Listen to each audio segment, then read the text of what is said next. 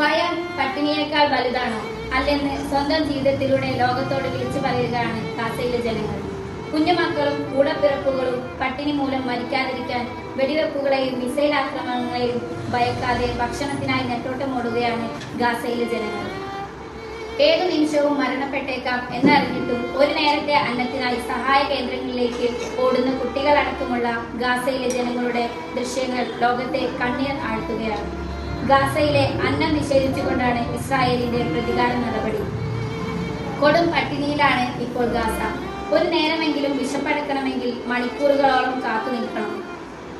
കയ്യിൽ ഒഴിഞ്ഞ പാത്രവുമായി ഭക്ഷണ വിതരണം നടക്കുന്നിടത്തേക്ക് ഓടിയെത്തുന്നവരെ നിഷ്ഠൂരം കൊന്നൊടുക്കുന്നതും ഗാസയിലെ സ്ഥിരം കാഴ്ചയായി മാറിയിരിക്കുന്നു.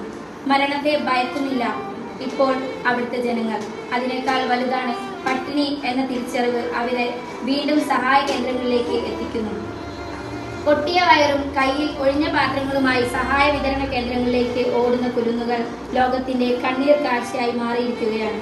ഒരിക്കൽ കൂടി പറയട്ടെ, പട്ടിണിയേക്കാൾ വലുതല്ല മറ്റൊന്നും. തെരുവിലെ ചോര കണ്ടേ ഞാനും എഴുതട്ടൊരു കണ്ണീർ കാവ്യം. പിഞ്ചോമന മക്കളെ ചോരക്കായി ദാഹിച്ചലയുന്ന ചെന്നായ്ക്കൂട്ടം.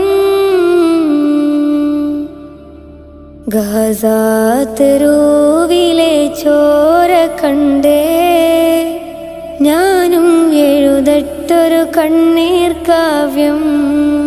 പിഞ്ചോമന മക്കളെ ചോരക്കായി ദാഹിച്ചലയുന്ന ചെന്നായ്ക്കൂട്ടം. മരിച്ചത് ഞാനല്ല, നീയാണ് മുസ്ലിമേ. ഫാസിസ തടവറയിൽ അടിമയായി നിൽപ്പോ നീ എന്ന് തീരും ഈ കണ്ണുനീരിൻ മോചനം നേടുകില്ലേ?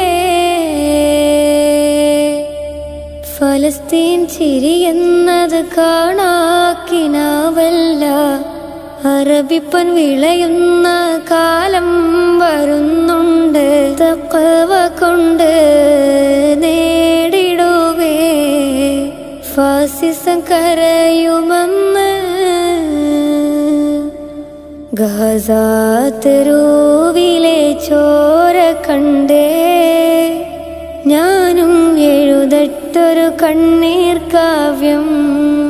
പിഞ്ചോമന മക്കളെ ചോരക്കായി ദാഹിച്ചലയുന്ന ചെന്നായ്ക്കൂട്ടം.